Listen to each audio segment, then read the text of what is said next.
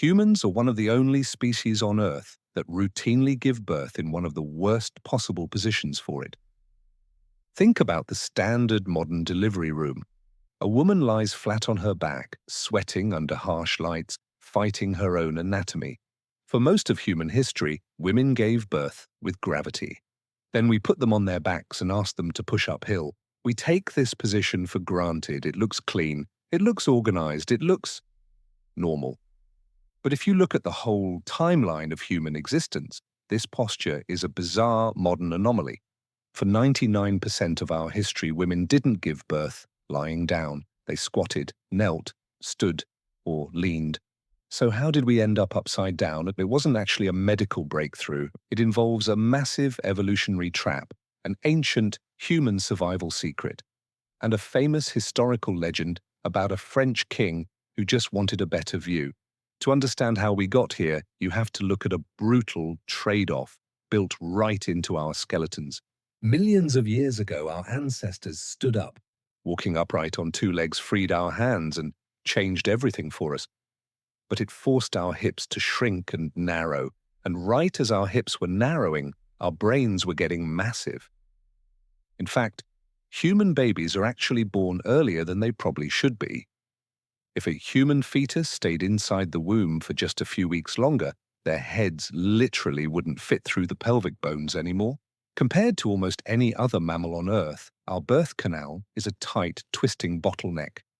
But evolution didn't leave us entirely defenseless. For most of human history, childbirth was not a lone medical event. It was communal. It was far too dangerous for a woman to endure alone, and our species likely survived because women gave birth together. Experienced women surrounded the mother. They supported her weight, massaged her back, caught the baby, and calmed her panic. And, crucially, they kept her moving. During labor, a woman's body releases hormones that soften her joints. When she squats or kneels, her tailbone can flex backward, opening up the birth canal by up to 30%. For thousands of generations, this collective, active movement was our survival strategy. Until civilization began overriding instinct.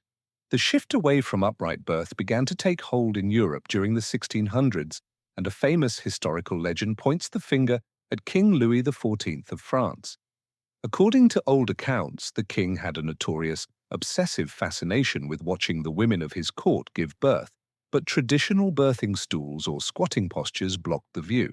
To satisfy his curiosity, it's said that Louis XIV insisted his mistresses lie flat on their backs on tables, giving him an unobstructed look at the arrival of his children. Because the French court set the trends for the entire Western world, the aristocracy began to copy him. Lying down became a bizarre status symbol. Now historians still debate exactly how much influence the king's personal quirks truly had, but a much bigger shift was happening at the exact same time. Medicine was changing. Childbirth was transitioning from the hands of female midwives to male doctors. These early doctors brought new tools like forceps, and the cold reality is it is incredibly difficult for a doctor to perform an examination or use tools if a woman is standing up or squatting. Lying flat on the back was vastly more convenient for the person delivering the baby.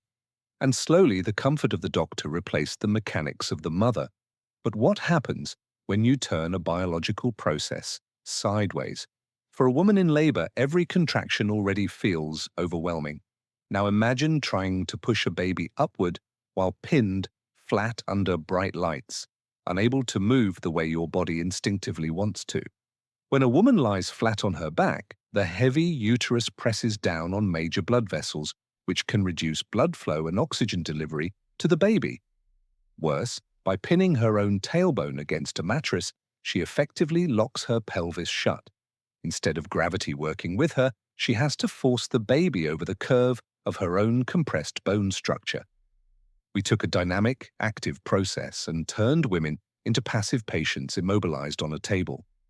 To be completely fair, modern medicine has saved countless lives. The introduction of sterile environments and emergency surgery dramatically cut down on maternal deaths over the last century.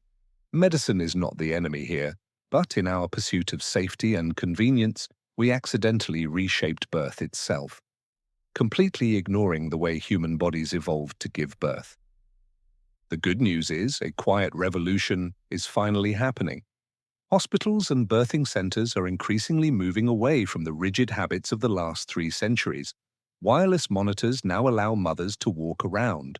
Birthing bars, tubs, and balls are returning to delivery rooms, letting women reclaim the positions their bodies naturally call for. Human birth will never be easy. Our massive brains and narrow hips guaranteed that a long time ago. But as science catches up with history, we are finally realizing that sometimes the greatest medical advancement we can make is just stepping aside and letting instinct do its job. This isn't the only time modern society took a basic human instinct and completely broke it for the sake of convenience. If you want to see how we did the exact same thing to the way our bodies rest, click on this video right here, where we break down the bizarre history of why humans aren't supposed to sit this much. See you there.